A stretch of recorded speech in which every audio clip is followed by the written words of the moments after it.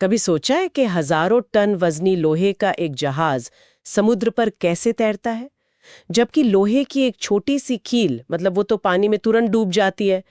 ये तो सुनने में ऐसा लगता है जैसे हम फिजिक्स के नियमों को ही कोई चकमा दे रहे हैं। आज हम इसी पहेली को सुलझाने की कोशिश करेंगे।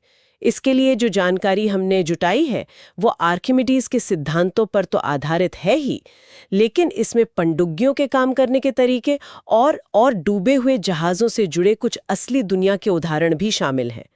तो मकसद ये समझना है कि तैरना सिर्फ वजन का खेल नहीं है, बल्कि गुरुत्वाकर्षण और पानी के उछाल, इन दो ताकतों के बीच एक बहुत ही चालाक संतुलन है। चलिए इस विज्ञान की तह तक चलते हैं। हम सब ने स्कूल में आर्किमिडीज का सिद्धांत तो पढ़ा ही है, लेकिन ये सोचना कि वही एक नियम कैसे लाखों टन के जहाज़ों को पानी पर टिकाए रखता है, ये कमाल की बात है। ये सिर्फ पानी हटाने के बारे में नहीं है, ये घनत्व यानी डेंसिटी के साथ एक तरह का खेल है ना। बिल्कुल सही कहा। यही इसका सबसे दिलचस्प पहलू है। देखिए, जब कोई जहाज पानी में उतरता है तो वो अपनी जगह बनाने के लिए कुछ पानी को हटाता है, और जितना पानी हटा उसके वजन के बराबर ही एक ऊपर की तरफ धक्का लगता है, जिसे हम उत्प्लावन बल या बोएंट फोर्स कहते हैं। अच्छा। तो जब तक ये बल जहाज के वजन के बराबर या उससे ज्यादा है, तब तक जहाज तैरता रहेगा। मतलब राज चीज के मटेरियल में नहीं, बल्कि उसकी औसत डेंसिटी में छिपा है। अच्छा, तो इसका मतलब ये हुआ कि जहाज का असली राज उसके स्टील में नहीं, बल्कि उसके विशाल खोखले आकार में है। ये तो एक तरह की धोखाधड़ी हुई। हम पानी को ये यकीन दिला रहे हैं कि जहाज असल में उससे हल्का है। हाँ, आप इसे धोखाधड़ी कह सकते हैं या फिर शानदार इंजीनियरिंग। जहाज का जो विशाल खोखला ढांचा है वो बहुत बड़ी मात्रा में पानी हटाता है।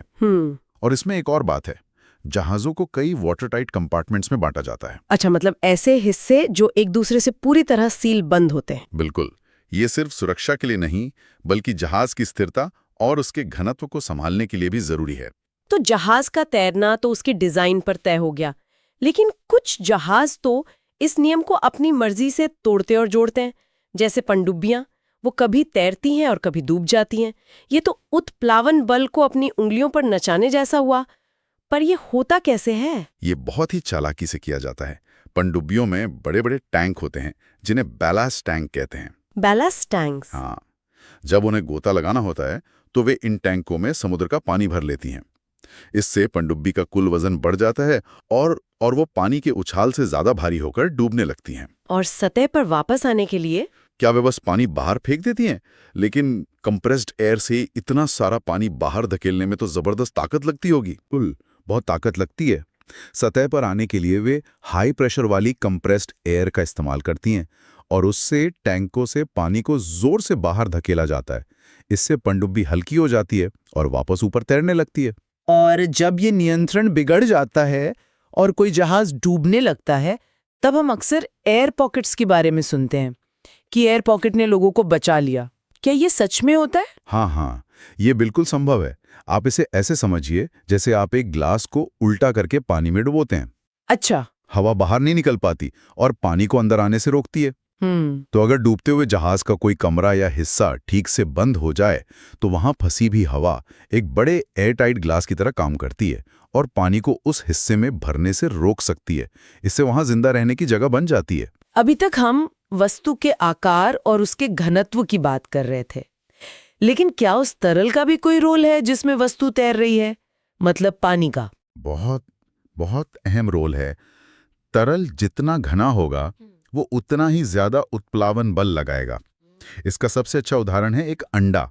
अच्छा। ताजे पानी में वो डूब जाएगा, लेकिन अगर आप पानी में खूब सारा नमक घोल दें तो वही अंडा तैरने लगेगा। अच्छा। क्योंकि हरा पानी ज्यादा घना होता है। बिल्कुल। मृत सागर यानी डेड सी में तैरना इसीलिए इतना आसान है।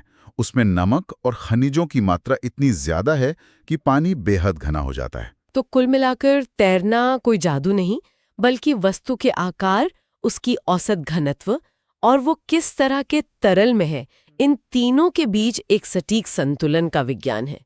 एक डांस की तरह जिसमें गुरुत्वाकर्षण नीचे खींचता है और उत्प्लावन बल ऊपर।